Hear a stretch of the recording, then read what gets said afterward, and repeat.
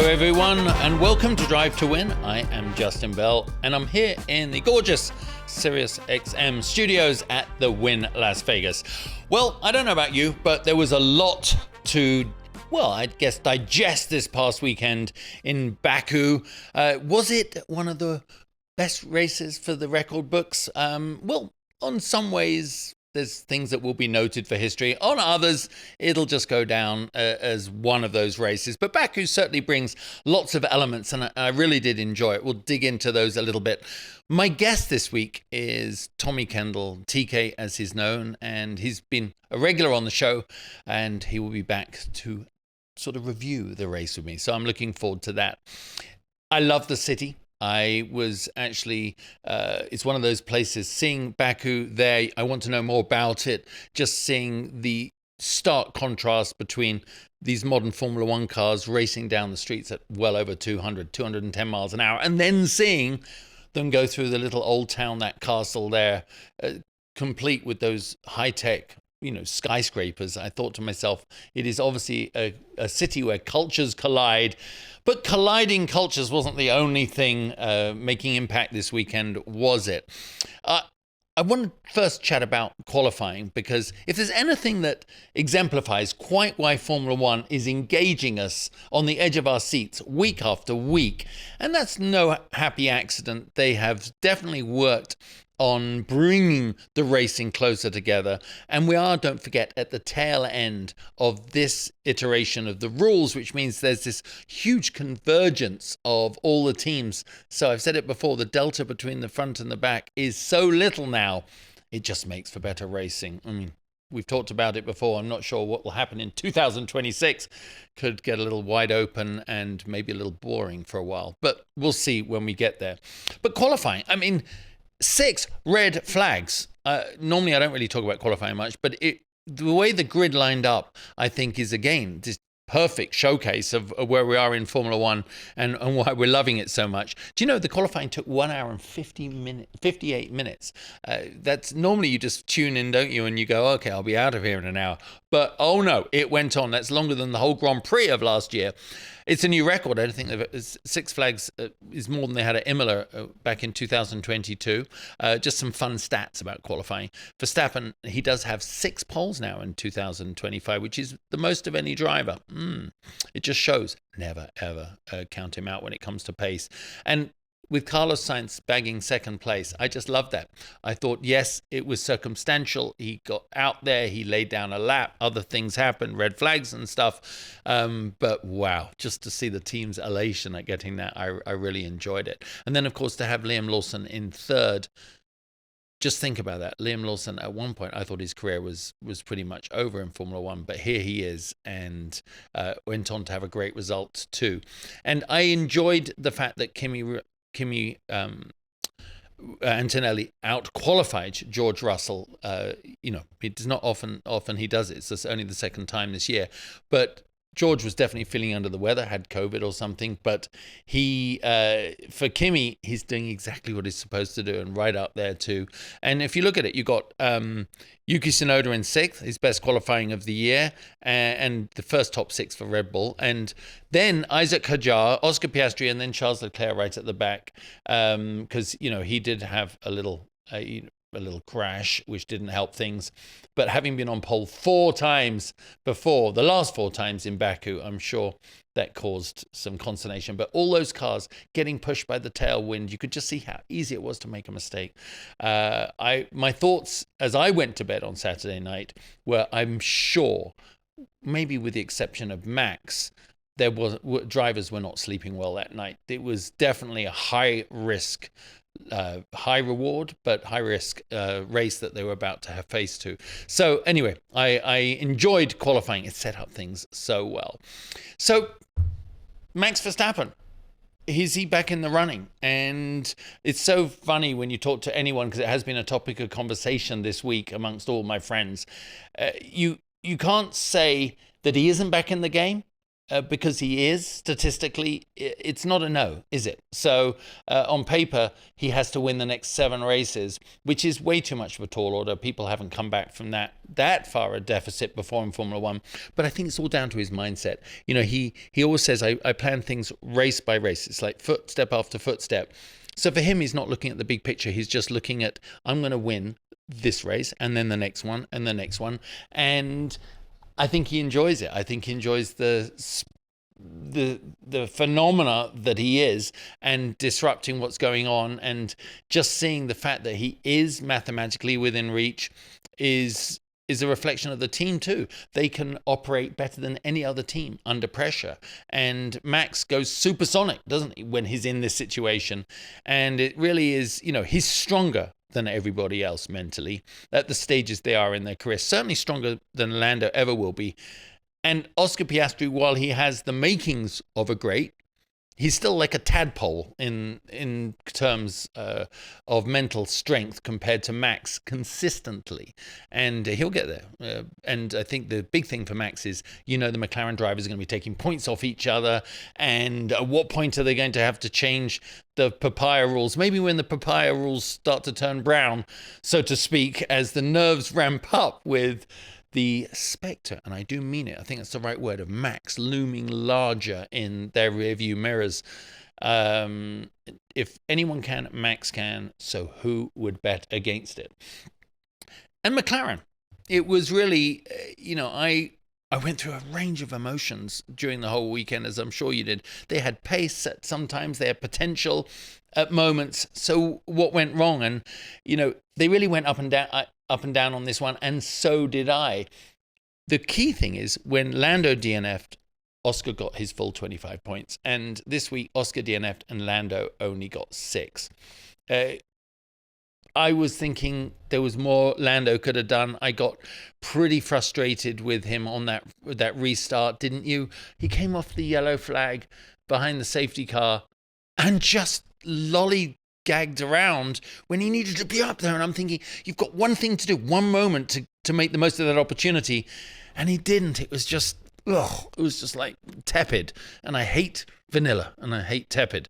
And that's really what he gave us. And then obviously, you know, you saw, I mean, let's take Oscar out of it. He hit the wall. It was an uncharacteristic mistake, but he was starting in amongst traffic he wasn't used to doing. So I thought to myself, let me ask Ruth Buscombe what her analysis was of how they could have capitalized on the opportunity. And as she said, really, I mean, Lando ran 37 I'm paraphrasing from her now with no apology. He ran 37 laps on the medium in his opening stint, which shows how durable the tire was. The long run wasn't inherently the problem. He still had the pace to fight for positions. The real opportunity was the undercut on Tsunoda and Lawson, because everyone was in that tight midfield train. It only paid off, the undercut, if you hit clean air and the pit crew delivered a sharp stop. But Lando, of course, had a slow stop once again, and instead of rejoining ahead, he came back stuck in the same traffic.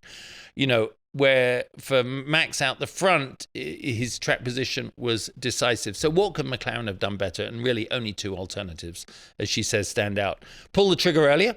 Pit around lap 30 to 32 rather than stretching it to 37 could have given him an undercut window before Tsunoda stopped. And they needed to start on the hard tyres.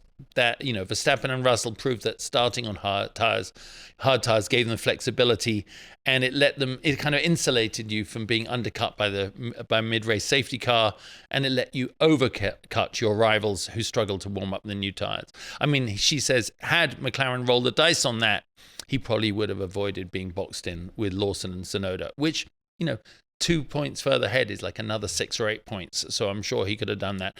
As she says, in short, McLaren didn't miss all the tyres, but they missed the chance to create strategic leverage. With such low tyre deg, it wasn't about nursing. It was about when you stopped, how fast your crew executed, and whether you chose the more flexible, hard first route like the podium finishers. Well, thank you, Ruth, for that. You paraphrased things so well. But I was still frustrated. I was frustrated, not for Lando, as I said, about that restart, about his being trapped there, about frustrated for the pit stop. But I tell you what, I was maybe more disappointed in the fact that after the race, he was so accepting of the situation, and I know that he had all the data. He know there's not much more he could have done, and I'm not saying that's what he should have been aggravated about, but I would have been so miffed at the lost opportunity on my teammate, because they're now equal. They're evens, aren't they? Both had a DNF, highly unusual for Oscar after 44 starts and finishes in a row. So it's a missed opportunity that at the end of the year, I think his side of the garage will rue most dismally. So anyway, we'll see how it plays out over the rest of the year, but I can't wait to get into that with TK. Well, Tommy Kendall is my guest. As I said, he is a Hall of Fame race driver. He won the Trans Am Championship 4 times. He had a spell in NASCAR. He really should have gone on to be a top NASCAR and world-class sports car driver. He had a horrific accident at Watkins Glen in an Intrepid, and basically that's why he limps. That's why he breakdances as he walks down the street. But it did thwart his career from reaching the heights. But he made his way onto the broadcasting scene and literally one of the most popular guys to ever do it. He's also my co-host and third partner in the talk show. He's the yin to my yang because he always makes more sense than I do. So welcome to the show, TK. How are you, mate? I'm well, thanks. I've been living the life that you usually live. I was had a little time off. I bought a car and bring a trailer. I took delivery of it back in the Hamptons last weekend, cruised around, which is why I have this big old heater on my lip, a little too much sun for my fair skin. But now it's back to my normal life. But it was fun acting like JB for a weekend. Well, what was the car? It's a 72 Euro 350 SL full AMG in period. Looks like a drug dealer's car. Takes me right back to when I was in high school, and those were prowling the streets of LA. Did you drive it back cross country? No, it's being shipped back. Okay, wow. So the bring a trailer drug, it's still there. It is. I've unsubscribed to the email, but occasionally I still wander on there. Well, let's chat about the weekend. Obviously, I know normally you go off to your friend's man cave, don't you? And there's a collective group. I was actually thinking to myself, a watching party for qualifying this weekend would have been as fun as it would have been for the race. My God, certainly time for a few beverages. I mean, I don't know about you, but I thought it set up what we were going to enjoy on Sunday morning pretty well. I thought if that was qualifying, what kind of chaos are we going to be setting ourselves up for? It was like a premonition of chaos. Yeah, it was such a shift because, usually they get the formula right with the tire compounds, this, that, the DRS, et cetera. They missed this weekend. And so it turned it into a deal where it was really hard to push. The risk reward was way out of whack. I think most of the people learned it's just not worth taking the chance because if you go just a hair off line, you're in the fence. So it made for not a great race, I don't think. There's still tension. There's always tension when you have that much at stake in the championship, and obviously Oscar crashing out. All the tension was on how far Lando was going to be able to move.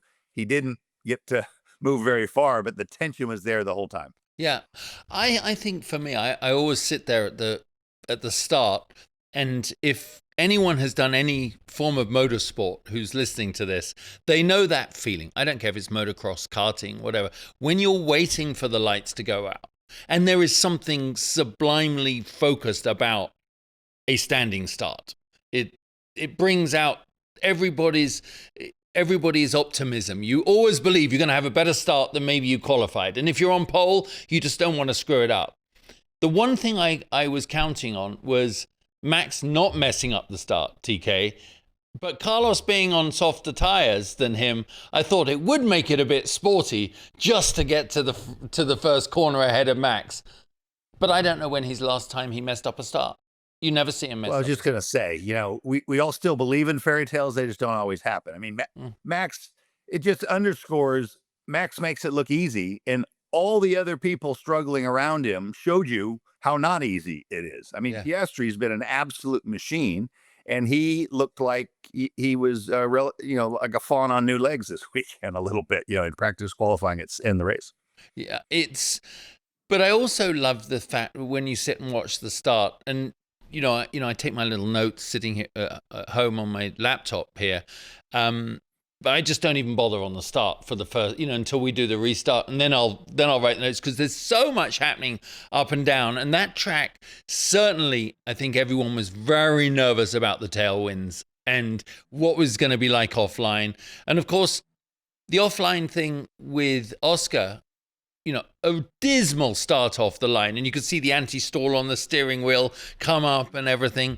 And obviously had the knock-on reaction that it affected Alonso behind as well, because he triggered and jumped the start too. Describe what it's like for people when you hit the marbles, when you're offline, when you're on the dirty side of the track, and your tires aren't up to speed. Because if you're an armchair fan, you can't probably understand why Oscar went off. But you and I know that. And you also don't realize how early he knew he was in trouble. You get most of that feel through it's like a vibrational frequency through the steering wheel. That's where you feel a wheel lock up. That's where you feel the tire start to skid. It's just the frequency of the vibration in the steering wheel changes, and you just know it's not gripping. And so he knew early on he was in trouble, that it was deviating from the trajectory he needed to. He was, he would have been off the gas trying to put a little bit of more weight on the front end, and it just wasn't responding. So, I mean, as messy as these races are, I like it because it reminds everyone how hard it is, that everything they do. And the other thing I like about the weekend, like with Oscar, is it's the only sport that's truly cumulative in the way that auto racing is. Any other sport, in golf, you can absolutely shank it off the first tee, Caddyshack style, at the Masters and win the Masters. It costs you one stroke. And so in football, horrible pass, whatever, it can cost you 7 points if it's picked and run back. But the reality is, in racing, one tiny mistake can end your whole day, and you can't recover from it. That one he could have recovered, but all of a sudden it put him, and he probably did the right thing, because we saw later you couldn't move through the field. So he was going to have to take max risk the whole time and pull it off to have any chance of getting any points. And he just found out on the first risk he took, it didn't work. I was thinking when we saw him sitting behind the fence there, and he's looking at obviously a marshal's phone. Because at first I went, where did he get that phone from? But, sitting there watching in a lawn chair, and I'm going, the meme world is going to explode watching him watch. I'm not sure that some of them don't carry their phones in their pockets. I know you see IndyCar guys do. So I don't know. I thought the same. I said, I think that might be his phone. Yeah. Well, it wasn't, and they certainly looked after him, and it was a little humbling for him to walk his way back through the streets of the town, and yeah, really. But I wondered, going through his mind, is he has that advantage at the moment, and it doesn't take much for a lead to dissipate, does it, TK? And right in that moment, he would have only been worrying about, where does Lando finish? Right? Where does my teammate finish? Not giving a damn about where Max finishes, really. And then I'm sure it starts to build up like, well, actually, he could. I mean, he shouldn't and he won't, but he could. Talk about that pressure. Well, I mean, he's focused, like you said. They've more or less figured it's between the two of them. Max is starting to pull himself out of the grave and make it so it's still a real long shot, but now, the interesting thing to me is, if you look at going into, I guess it was into Zandvoort, I think the gap was around 9 points. And then, Lando DNF'd there and he won.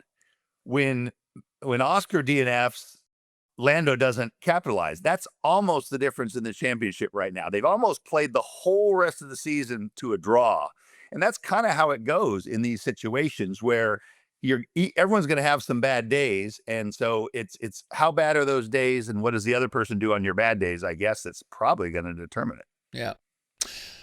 Alex Jake said on F1 TV, he said, well, this has totally upended the script, which was a great way of putting it. And I was thinking, so now what does the pit wall do? What is their strategy? I said it in the first part of the show, they really should have started on hards. That would have been the thing you had to overcut really to get out of that DRS train. But I always love that image of, the driver is the tip of the iceberg.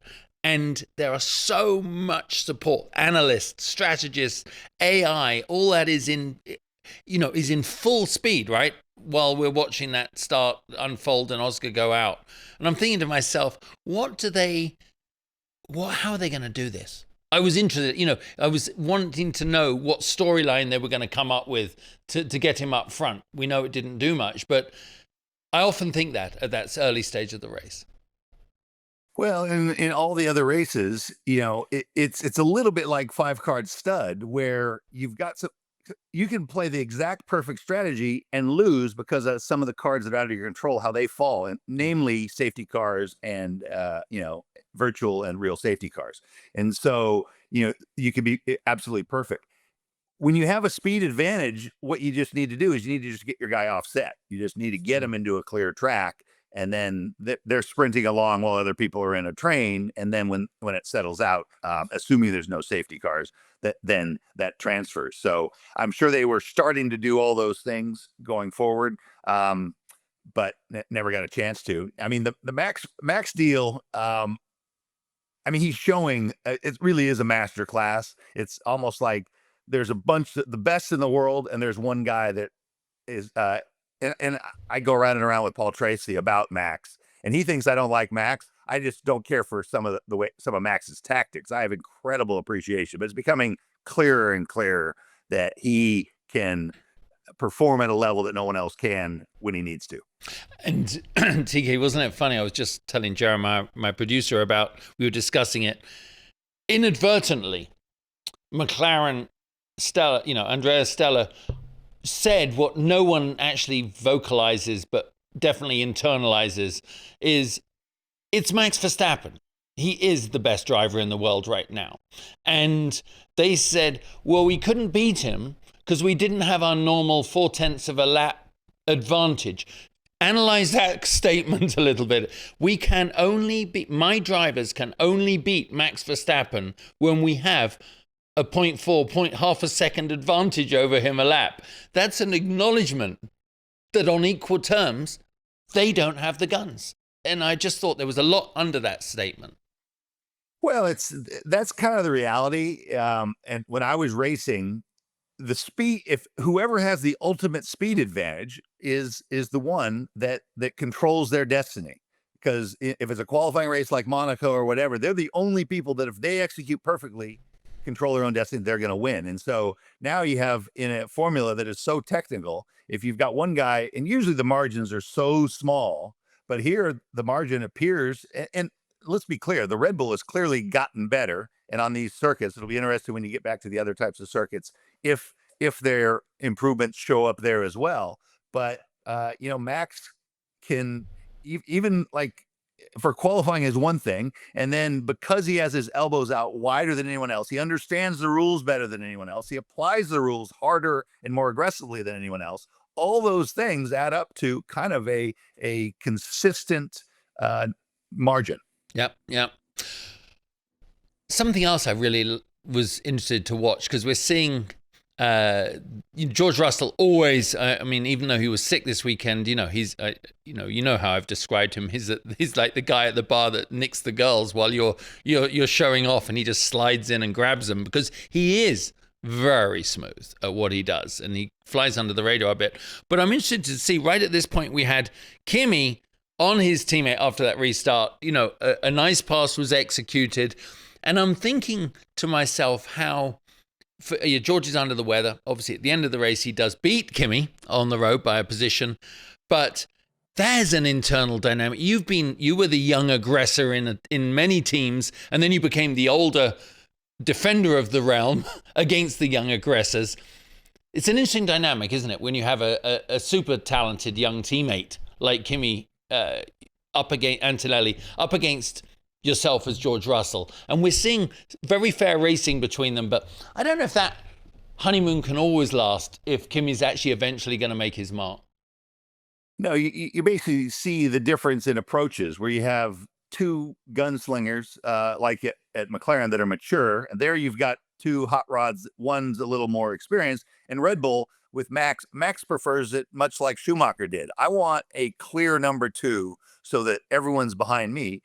The case for having two guys really going at each other, if you can keep it from burning each other, it definitely raises the level of the team. And so, I mean, I know for George, he does seem to be pretty patient. You know, you Brits, when you get squeezed a little, that's when you see the true nature, and you see him get a little snappy at times. So I think Kimi is so likable off track, and he has such kind of a nice spirit about him, at least at this point in his career, that it probably doesn't ruffle feathers too badly.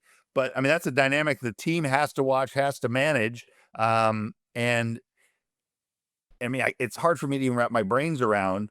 You know, I was a young guy coming up because I was in cars when I was 17. He was in Formula One when he was Yeah. 17. It's mind boggling. Yeah. And I think we're going to see, depending into next year, 2026, if Mercedes have that, you know, if they do have an advantage next year of any kind, I think it's going to be a very interesting dynamic watching them pair up as they go into next year. Anyway, I enjoy watching them. Obviously, they had a great result at the end. My Ferrari emotional roller coaster continues, as does everybody who follows them. I thought Lewis looked very sporty this weekend. He seemed to be on it. I think qualifying going out in Q2 was just bad timing, didn't quite work out. He thought he had a shot at the top spot, really. And whatever you say about Lewis, he comes and he brings his A game as best he can on the day. And how do you think they'll feel, especially in the middle of the race? I thought they had a chance, you know, well, to consolidate their position, but they were certainly running right up there. Yeah, and it kind of shows this. It wasn't like a full rain race, but it's because it was the surface and the way the tires were gripping it that we talked about earlier, that you really couldn't charge. So feeling really well where that line was. And that's something I think Lewis has always had as one of his primary skills or advantages, was the way he feels things. And I think that's why he was always able to manage tire wear and degradation so well, and all the things that you see that you can't put your finger on. I think it comes down to that, which tells me that even though they didn't get it exactly right, he was showing the things that makes him who he is. Yeah. You know, Ferrari, it's one of those things. It's like, because they're so frustrating, we kind of have lower expectations for them. We have high hopes and low expectations, if that makes any sense. So like if they string it all together, you're like, oh, all right, they did it, you know, and you're happy. But when they don't, you're kind of like, I'm kind of used to it. You know, when you look at a race like this, I guess when you know Max is just steaming out the front, and the broadcasters, I thought, did a really good job of picking on some of the other battles to show us what was happening. And it was obviously so hard to overtake on that track. And, you know, you've got George behind Kimi, and Kimi getting held up by Liam Lawson. And just the very fact that we're saying those words, right? That the two Mercedes held up by Racing Bulls, you know, and Tsunoda was further back. I love the fact that it reinforces to all of us how, if you are in a modern day Formula One car, running, you know, at pace, running competitively, they're all actually capable of a good result. Wouldn't you say? You know, they're all capable in the right car, not necessarily being Max or getting a pole like Charles, but Liam, I mean, he annoyed me when he came at certain points during his Formula One career. I don't know, he's just arrogant, and he got into it immediately with Alonso and all that. And definitely didn't have a fair cut at it with Red Bull. But in Racing Bulls, and I chatted with him at Goodwood, it obviously means he's now a friend.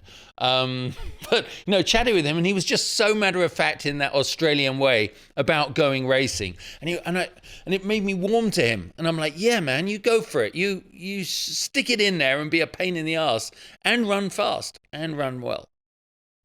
Well, the things that annoyed you are arguably, they're not, I mean, you see guys that aren't that way, but it's a tough world that will just destroy you. So you kind of got to be able to build your own little shell there. But yeah, I mean, if you make it to this level, I mean, I find myself defending to friends a lot Lance Stroll, because he seems to be the guy that is like, oh my God, he can't, you know, he's only there because he's rich. I said, well, he is there because he's rich, but he's had a pole at Spa in the rain in some of these things, you know, weird circumstances, but you can't drive a Formula One car at that level unless you are in the top, you know, 0.1% in the world. Now, if you're at the bottom of that 0.1%, you're going to look not as good as the other guys. But I wish there was something, a show of sorts, where you would take civilians and drop them in a Formula One car, and even with some coaching, and say, hey, go try to, and just, they couldn't get the thing running from a stop. It would look like a disaster. Again, everyone is so good at it. They make it look so easy. A lot of people think it is easy. And so I like to see the struggle, but you hit the nail on the head. I mean, Liam Lawson, if you took him and you took all these guys out and you had identical go-karts, he might be the quickest of the bunch. You don't know for sure, because equipment plays a big role, and you can't advance through the junior formulas like he did without being a real talent. Yeah. Yeah. And you certainly see that. Well, they've all won championships on the way up, haven't they? That's the way you do it. And I always say, when Lance retires, won't come too soon for most people, but when he does, his highlight reel, we'll look back and go, oh my God, dude, I couldn't have done that. That's pretty magnificent. It's a highlight reel of a snapshot of a couple of hundred race career, and then there weren't enough highlights. Well, we're in the middle of the race. I'm waiting for that disruptive moment. I'm waiting to see what is going to shake this up. If you're on the hards, at least you could overcut. I got Ruth. It gave me a little breakdown of McLaren's problems and, how they ended up not being able to capitalize on it. She sent that to me this morning. I talked about it earlier, but, it's like I was building my frustration. I'm like, how are you not able to move forward? It's got to be done on the pit stop. And sure enough, they come in and I don't know. I just felt something was going to go wrong. It literally shouldn't have gone wrong, couldn't have gone wrong, and they had no room for it to go wrong, and the front right wheel was jammed up. And you go, there it is, that's it. If I was Lando, my head would have spun. Well, speaking of the meme world, I saw one right before we came on, and it says Lando, when he makes his pit stop at the next round, and he had his 9mm out, and he was holding it at both front wheel guys. I saw that you sent that to me. It's all cumulative, and it all builds, and it's almost like if you do everything right, then you have a shot. Not if you are incredible, you're going to win. It's you've got to be perfect, and then all you can do is fail. So it's the mistakes are all around you at all times. It's like you're on a tightrope, and they rehearse it. Ad nauseum. The amount of technology that goes into the wheel guns and the engineering and the is probably a budget in another racing series. And so you wonder how it can not work, but again, that's the beauty of it. There's so much pressure. When there's pressure, things that shouldn't happen. When I saw Zach Brown at the Status of Endurance thing I revealed up at, in Pebble Beach, we talked about the gun. Someone brought it up, and he said they're like $250,000 a gun. A gun. Yeah. All right. Yeah. So, it has lights to trigger you, to show you. It has sensors. There's a lot that goes on there. I know it's all happening in technically 2.2, 2.4 seconds. And when I talked to you about it after the last debacle in the last race with the stuck wheel, as I said, in IndyCar, you have your side of the garage doing your pit stop and their side of the garage doing their pit stop. But here it's the same guys. So it's a weird pressure on those guys, because it's supposed to be all things equal, right? I know Oscar was already out of the race, so that's different. It could focus on Lando, which is even more excuses, the way to say that they shouldn't have screwed that one up. Because when Carlos Sainz came in, think about that. Williams arguably haven't been at that sharp, shiny end for a long time, and he was calling to come in to make sure he avoided a Russell undercut, and he came in, and I'm thinking for them, they've been given the ball and they're at the front of the field with everyone chasing them, and I'm thinking, now if they mess it up, it's sort of understandable, but they didn't. No, and it if you slide a half a foot past, it affects it. I would love to see a really in-depth feature on every single aspect of the pit stop. What is that? Talk about the guns, talk about what has to happen, because the gun also, I think there's a lock on that nut that the gun has to, while it goes on, it's disabling the lock to have the nut come off. They're incredibly complicated. So it's that would help people understand. Again, everybody at home is like, how can you mess that up? Well, there's a lot going on, and this is why I like the full season championship. We're veering off a little bit. In all the other series in the world, they're talking about playoffs. Are we doing the right thing? When you have a full season championship, you can have runaways, and you have to resist the urge to fix that, because when it's right and when everyone's battling, like when the first championship between Lewis and Max's first championship, and was that 2020, 2021, whatever that was, it's just, there's so much tension, and the tension builds and builds and builds, and you can't have that any other way. And so every single person, the people reading the data back home at the warehouse, in real time, everybody is shouldering some of that burden, which is why you see the explosive releases when a team like Williams gets a podium, and so forth. And so I've been through it. I wish that it was communicated better on how hard it is, what you're going through, how many variables there are. I mean, people obviously get it on some level because they're watching and they're tuning in, they're fascinated, and everyone gets it at different levels. But it's awesome when you see everyone perform perfectly. And here you didn't, and it just lets the air out of the sails. It does. I always say though, TK, it's the beauty of the nature, to a fault actually, of anyone competitive, but racing drivers, because we, as you said, each race is unique. There's no sort of carry on from it. We wake up on a Monday, justify what happened on the Sunday before, and you believe when you turn up on a Thursday, every single person in that paddock thinks they can get a better result every single moment of every single weekend, until they don't. And I think that's why we saw, as you say, the Williams release. I mean, they're all pushing so hard. Well, listen, with about 10 laps to go, Lando actually did a nice overtake on Charles. Gets by, and you're thinking, okay, maybe he's managed his tires, even though there wasn't any real tire deg. And I thought, okay, momentum, we understand momentum so much, that weird, suddenly you go, oh, I'm quicker than the guy in front, and I'm going to be quicker than the guy in front. I could actually end up in fourth if this goes well. You and I know that sense from behind the wheel. Equally adverse to that is, in contrast to that, is when you're slowing down, right? You near the end of the race, you haven't quite got it under you. And I thought, well, hopefully Lando's got this, he's locked into a rhythm. But of course, it wasn't quite so easy at that point. I mean, Lewis started catching the back of that train, which was making me quite excited. I thought, well, this isn't what Lando wants, but this is what we want to see happen. And he sounded confident. He's obviously got let by, they let him take the position on Charles. And I thought, in that last few moments, what opportunities are going to come Lando's way? We've seen mistakes, and you don't really, when you're the driver, you don't want to make a mistake. But when you're the one behind, you're seeking to create that mistake. How hard is it for those guys not to make a mistake towards the end of that lap? Looking at the tight street there through the Old Town section, how close they were to the walls, one slip of concentration. Put it into context. How masterful was it they didn't mess it up?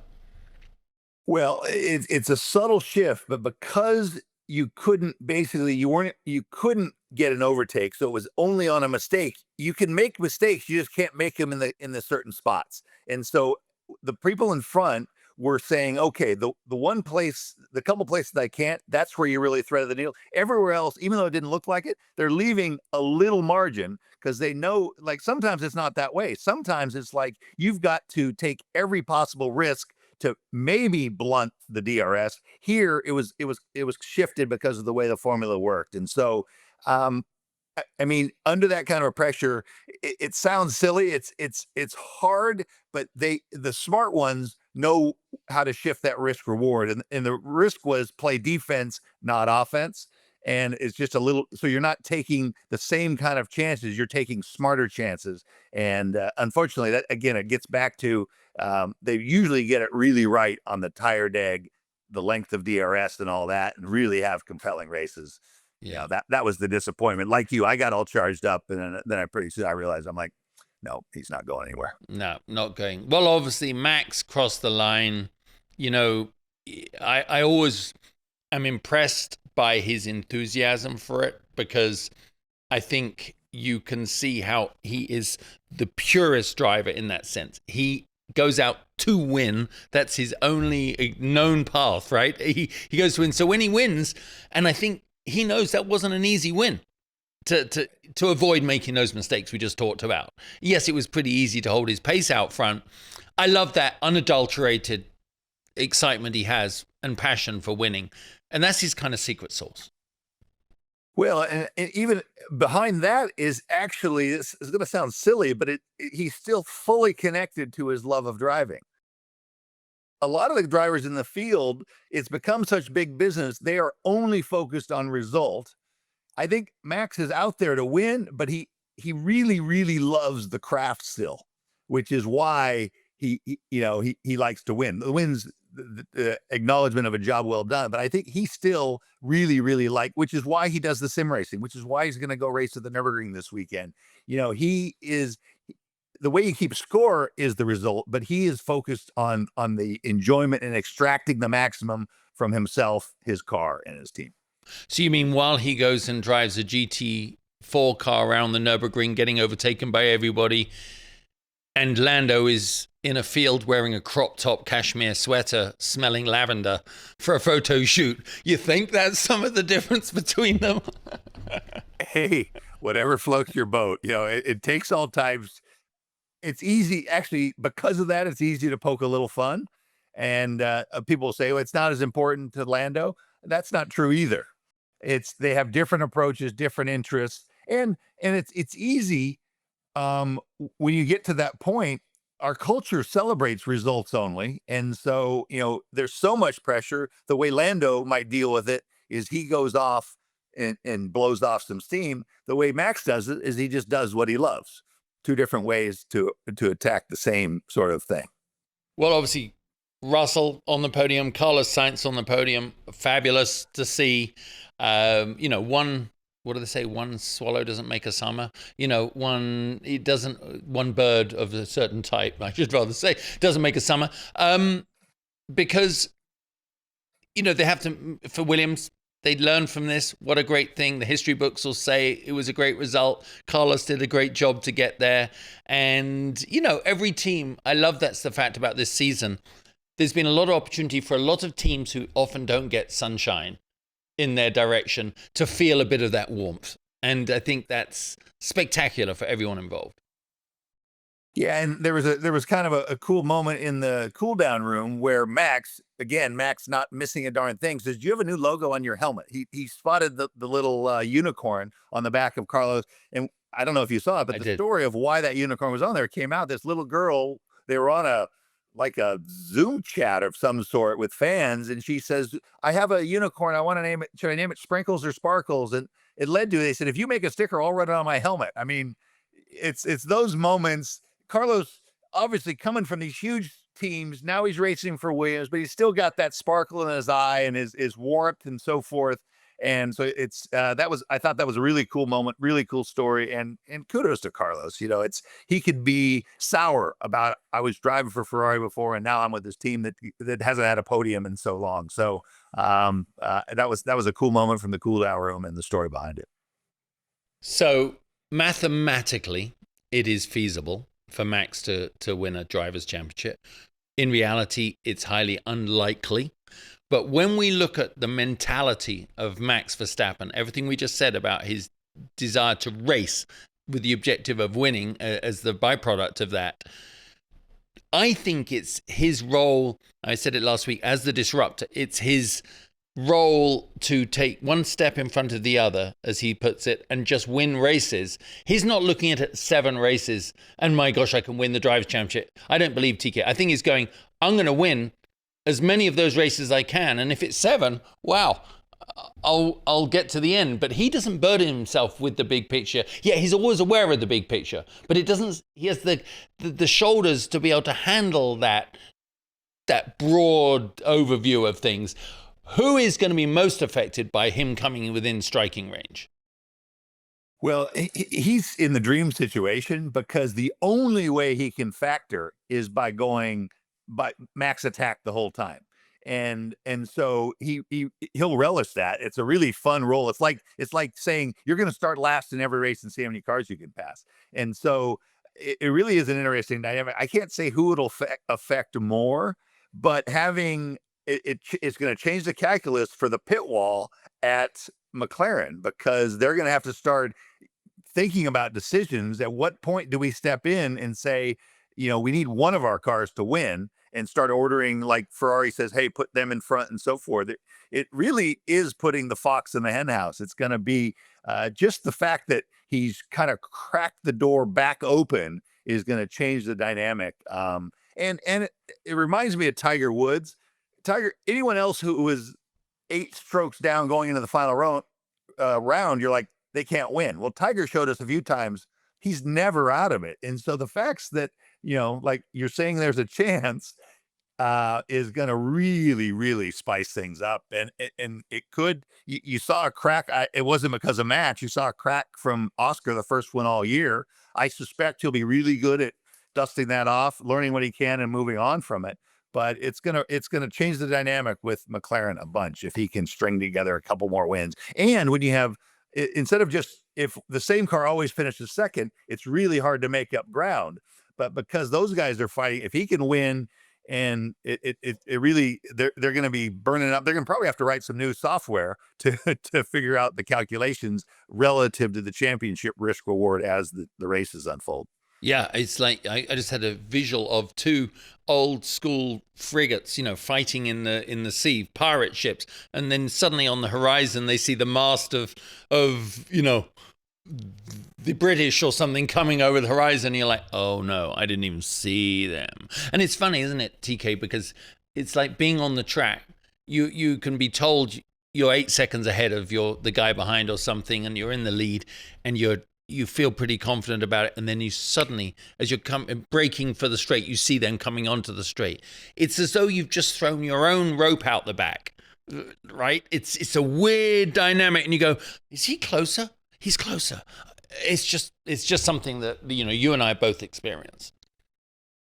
In football, they call it hearing footsteps, where the guy just drops the ball because he thought he was going to get creamed, and so it's exactly like that. And the way you look at your mirrors coming out of a corner, you check them in the exact same spot. And literally, you would pick up on probably a 1/10 of a second difference in the closing gap.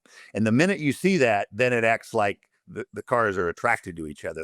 The overtaking car almost always picks up, they get the bit between their teeth, and the person in front gets a little bit tighter, and it gets closer and closer. So, yeah, I mean, that's what's so great when stakes are so high, and the stakes are nowhere higher than Formula One World Championship, going for the world title. And so you're going to see who can be their own shrink. You said everybody shows up thinking they're going to do well this weekend.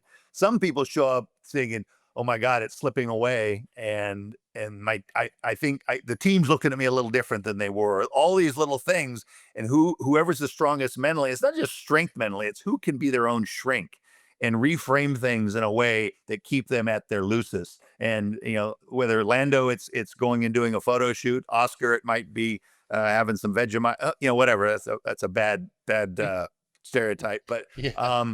Who's going to be able to get themselves into the right exact peak performance to give their best when their best is what's needed? And which teams support you in the right way. I'm not sure I would respond well to, to the pressure that Franco Colapinto is under from his team boss. That's not really the way I would respond. But, I think there's a lot going on there. Hey, listen, before I let you go, I was in Indianapolis last weekend, just chatting with the drivers there. Their season's already over. There's not much for them to do.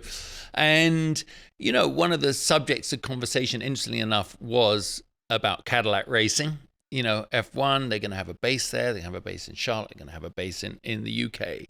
And we were just talking about the difficulties that are going to face that program, and it won't necessarily be money as that. And they got 2 very experienced drivers, with Bottas and Perez. But interesting when you come just to, and not throwing him under the bus, but I think the guy with the hardest job to do right now is Colton Herta going back to F2 in Europe.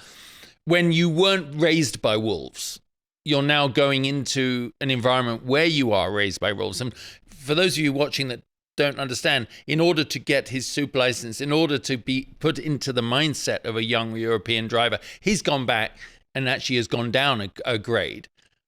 But TK, those guys are animals. They're savages there. They're trained to kill on demand, How do you think he's going to find it? Well, I mean, it's not exactly the grid in IndyCar isn't exactly not full of savages. I agree. Different types, established veteran savages versus ones that are hungry, that are just fighting for their one shot. So, I mean, it's the stupidest thing there is that they won't recognize super license points. It's no stupider than saying Max Verstappen has to drive a GT4 car to get his license for the Nürburgring. Yeah. But it's adding an interesting element for Colton. I've been a big Colton fan, and when he is on, he is one of the very special ones. Mm-hmm. But he's not as consistent in that and so I think this will be good, and it'll tell a lot how he'll respond. When Michael went over there, I think he was never comfortable. Colton is easier going in that regard. So either it'll re-inspire him, reinvigorate him, and he'll say, God, this is fun. This reminds me of when I was in the junior formula, and thrive on it and use it to get better. Or it could go the other way. So that's going to be a big storyline that we're watching. Cadillac, it's funny. Haas came in with a bang, remember? And they shouldn't have performed well in their first season, and they did. Cadillac is a little different. I mean, they are a new team that's kind of, but all eyes will be on there. The one thing, it's super gossipy, but I've been thinking, where's Christian Horner going to land? And a lot of people said that he'd like to work with Lewis Hamilton. I'm thinking, does he want to move to Italy at this point in his life? Maybe he does, maybe he doesn't. So I'm thinking, what are the Brit teams? So there's Aston and there's Cadillac. Mm-hmm. And so but then again, this is where it gets gossipy. The gal at the center of the Red Bull scandal is going to the races with Dan Tauris of Cadillac. So he may need to move to Italy. Just saying from personal experience, when you take that stuff home, you really want to live there. If there was a team in Australia, probably go there. Anyway, listen, he just got £70 million, didn't he, as his settlement? So Christian Horner, I do not feel sorry for him. That is master strategist wins again. And the winningest team principal in history. So you take his little scandal out of with the distraction of all that, he delivered for Red Bull on a level, and I'm sure the story isn't finished there. Imagine his experience. He'd be great for Cadillac or someone like that, but not if the expert is in the paddock too. I can't imagine that. Alleged expert. TK, thank you so much, my friend. I look forward to seeing you soon. We have the Concours here coming up, and then we have the Formula One. There's a lot to look forward to. Hey, man. Good to see you, JB. All right, matey. Catch up soon. Thank you so much. All right, TK. Bye. Wynn Las Vegas's Ultimate Race Week is back for 2025 and anchored by the Formula One Heineken Silver Las Vegas Grand Prix, November 20th through November 23rd. From immersive pop-ups and branded takeovers to A-list performances and the thrilling views of the circuit, Wynn Las Vegas puts you right in the center of it all. For more information regarding room and ticket packages, you can visit winlasvegas.com. That's winlasvegas.com. Well, after the twisty, tight streets of Baku, you head over to Singapore for the next round under the beautiful lights at night. Do you remember the first time we saw those? All the liveries on the car. It was resplendent, actually. Very exciting. Well, last year the results were Lando, Max, and Oscar. And something tells me it's not going to be too different heading into this year, especially after what we saw last weekend. The big question, as we have discussed on the show, is can Max really continue the winning streak? And I think that's the way we have to analyze it. Their car while they have significant upgrades, while it is working a lot better under Max having a greater influence on the direction of all the upgrades on the car and the setup, etc., I think he needs a lot of luck and them to have very little luck. But hey, this is racing, and he doesn't care about trampling on other people's feelings. He is a killer through and through, and I'm very, very excited about the fact that he is on the horizon, catching up the McLarens. It makes us some great stuff, doesn't it? And after all, he is Max. But of course, Singapore, he's never actually won in Singapore. Not one of his 67 Grand Prix victories. It's bumpy, it's hot, high downforce track, and it really doesn't favor Red Bull. It favors the McLaren. But that was last year, and that was earlier in the season. So it'll be very interesting to see how he does going into there and how McLaren respond. And that's really the key. I think if he wins here, the Papaya twins are going to start getting real jittery. But like we know, it's more about who will he take points off as they head towards these last few races of the season. That's what they're going to focus on. And when will they start to implement, as TK said, when will they start to implement different Papaya rules to handle that? Because someone's got to be a clear favorite if you want the Drivers' Championship. Well, I can't wait. I'm sure you can't either. A big thank you to SiriusXM for having us on their network, and of course to the Wynn Las Vegas for having me here in their beautiful studios. Tommy Kendall for joining us, and you for watching. I'll see you very soon.